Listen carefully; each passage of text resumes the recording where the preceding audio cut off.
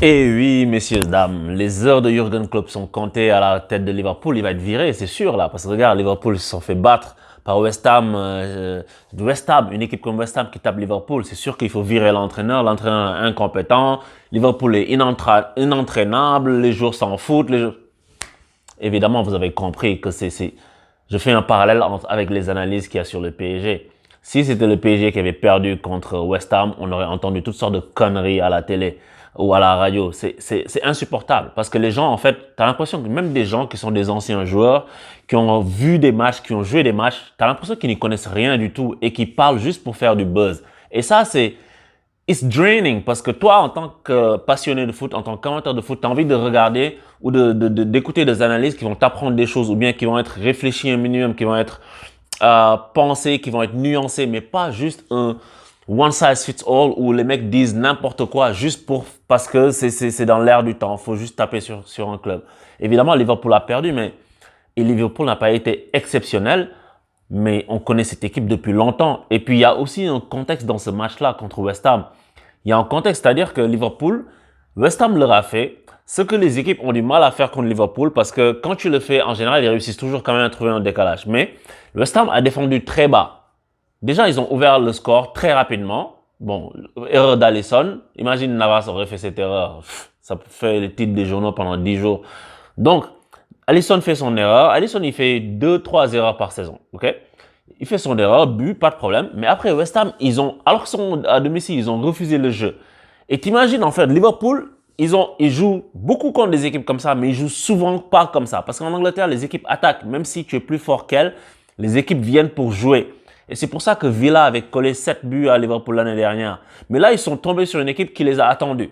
Et quand tu attends Liverpool, qui est une équipe avec de très bons joueurs de côté, qui ont besoin de profondeur, eh bien, tu ne leur laisses plus de profondeur. Et puis, ce qui leur reste, c'est des centres ou des combinaisons à l'intérieur. Parce que Liverpool n'est pas une équipe qui frappe de loin. Le gars qui frappe de loin, c'est Oxlade-Chamberlain et il n'a pas eu l'occasion de le faire. Parce que, pourquoi Liverpool a eu du mal, je trouve, contre West Ham cet après-midi? C'est-à-dire que Liverpool avait un jeu très, très axial. Parce qu'en général, Liverpool, quand tu joues contre eux et qu'ils ont des équipes qui défendent bas, tu as les latéraux qui peuvent quand même déborder pour centrer. Mais là, dans le match, les latéraux de Liverpool étaient beaucoup centrés vers le cœur du jeu. Et donc, du coup, c'était très facile à défendre pour West Ham parce qu'il faut mettre du monde dans le centre et tu bloques les attaques. Parce que les attaques ne peuvent plus venir trop du côté parce que les latéraux ne mordent pas la ligne. Donc, la défense n'est pas écartée. La défense de West Ham n'est pas écartée. Et donc, du coup, ils ont tenu comme ça pendant longtemps. Et après, quand Liverpool a commencé à se fatiguer vers le milieu de la deuxième mi-temps, les mecs ont placé des contres ravageurs. Et c'est pas ils sont pas nuls, les mecs. Faut pas croire. Les mecs arrivent dans un niveau professionnel et qu'ils savent pas jouer au football. Ils savent jouer au football. Donc, du coup, quand West Ham a commencé à mettre des contre-attaques, Liverpool a pris, mais des vagues sur vagues. Il y a eu 4 occasions comme ça où Liverpool, ils sont fait prendre dans le dos. Pourquoi? Et tu le vois des fois avec le PSG, pour faire un parallèle, tu vois, parce que les latéraux, ils montent pour apporter du surnom, parce que Liverpool, comme Paris, comme le Bayern, comme d'autres équipes, City, machin, sont des équipes qui ont pour mission, en tout cas moralement aux yeux de tout le monde, de tout le temps gagner, right? Donc, ces équipes-là vont se projeter vers l'avant pour pouvoir faire la décision une fois que le score, il est en balance et que tu dois aller chercher quelque chose. Mais ça crée un déséquilibre. Et tu sais, que ce soit Liverpool, Barça, City, Madrid, toutes les équipes qui ont toujours existé dans le monde, ça reste composé par des êtres humains. Et quand tu es en surnombre dans une zone du terrain, ça veut dire que tu es en sous-nombre dans une autre zone du terrain. Parce que Liverpool, quand il joue comme ça, évidemment, il y a énormément de profondeur. Les gens disent, oui, mais où sont les défenseurs? Où est Trent Alexander-Arnold sur les contre-attaques? Où est Robertson sur les contre-attaques? Mais ils sont en train d'attaquer eux. Donc, s'ils se font prendre, c'est sûr que la défense centrale, elle est exposée. Il y a peut-être un milieu de terrain, si tu le sautes, tu fais face à la défense. Et si tu mets une profondeur, après, c'est à la course. Et c'est comme ça qu'ils ont pris d'ailleurs le deuxième but de West Ham. Parce qu'ils étaient montés pour essayer d'obtenir quelque chose. Parce que ça ne marchait pas. Parce qu'ils ne décalaient pas assez. Parce qu'il n'y avait pas assez de combinaisons. Eh bien, évidemment, si tu as un joueur comme Firmino, ça aide. Mais Jota, il n'est pas dans c'est pas ce style-là. Donc voilà, donc c'est ça qui arrive. Maintenant, Klopp décide de changer, d'aller tout pour la gagne, et tu peux respecter Klopp pour ça. Bien sûr, il va pas se faire virer, on n'est pas fou. Mais tu peux respecter Klopp pour ça, le fait d'avoir lancé Origi, Minamino. Et Origi, c'est un mec, moi, je respecte ce gars-là parce que c'est pas le meilleur joueur de Liverpool, on est d'accord, mais à chaque fois que c'est tendu, les mecs le mettent, il fait quelque chose. C'est lui qui avait égalisé contre Chelsea l'année où Liverpool et City se battent pour le titre, et je pense que ça se joue à 1 point, mais contre Chelsea, Origi avait rescue a point parce que s'ils avaient perdu ce match-là, c'était fini. Donc, il est tout le temps en train de leur apporter quelque chose. Et quand je dis la tête de Mané élimine Klopp, c'est juste Mané aurait pu égaliser, mais je pense que le défenseur le gêne et puis il est en avance sur le ballon, il est obligé de tordre la tête pour mettre sa frappe, et puis le ballon passe à côté du poteau. Mais peut-être si tu égalises, ok, Liverpool se dit, on s'en sort bien. Mais là, ils ont perdu. Parce que West Ham, ils ont été très dangereux sur les coups de pied arrêtés. Ils ont été très dangereux en contre. Et quand tu es dans cette configuration-là, quand tu joues tout le temps contre des équipes qui t'attendent, tu t'exposes à ça. Si tu fais pas la différence assez vite. Parce que vers la fin, tu te lances à l'abordage et tu oublies certains principes d'équilibre d'équipe. Et comme tu as oublié ces principes d'équilibre d'équipe, les mecs te tombent dessus et puis ça peut se passer.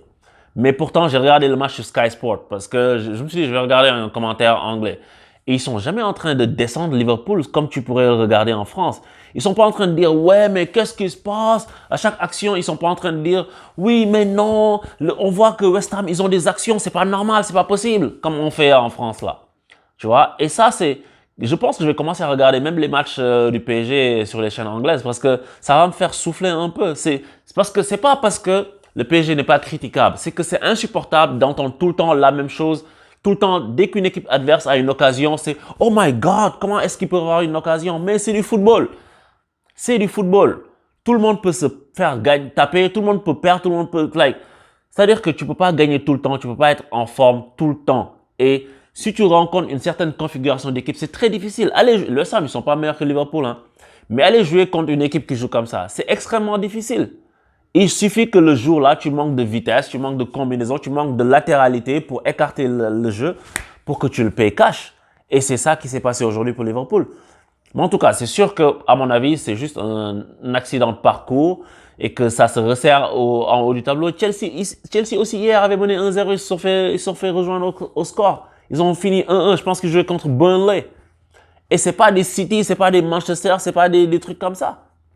Donc, pour dire que le football, c'est beaucoup plus complexe que « Ah, lui, un tel, il est nul. Ah, un tel, il est fait ci, il est fait ça. » Et d'ailleurs, j'ai dit hier dans ma vidéo, je parlais de Ronaldo et tout ça, ce que j'ai posté ce matin, parce que ça marchait pas hier. Les gens me demandent, parce que là, je fais un clin d'œil au mec des scientifiques.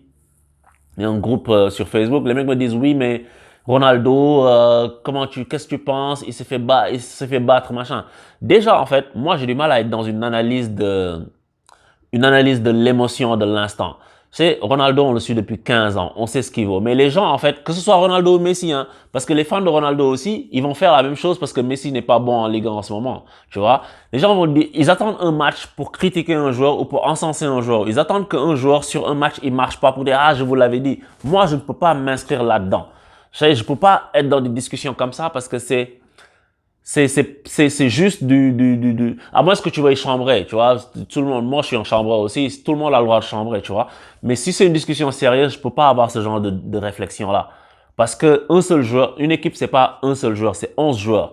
Et et je répète, si tu tombes contre des équipes qui sont super fortes, un seul joueur ne va pas suffire. Si tu tombes contre des équipes contre lesquelles tu peux rivaliser, que ça se tient, ton joueur favori, ton joueur phare peut faire office de facteur X. Et c'est ça, en fait, pour l'histoire de Ronaldo. Parenthèse rapide.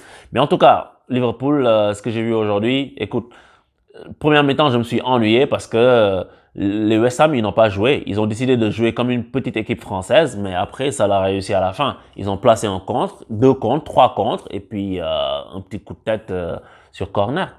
Donc, bon courage à Liverpool, bon courage à Klopp, et je suis content pour lui, heureusement qu'il n'est pas en France, parce que là, il se serait fait descendre dans tous les sens. Les gens auraient questionné sa connaissance du football, les gens auraient questionné, je comprends pas Klopp, pourquoi il fait ci, pourquoi il fait ça. Bravo à toi, Jürgen Klopp. Heureusement pour toi que tu es dans un championnat où les gens réfléchissent, les commentateurs disent pas n'importe quelle bêtise du jour au lendemain. Ciao!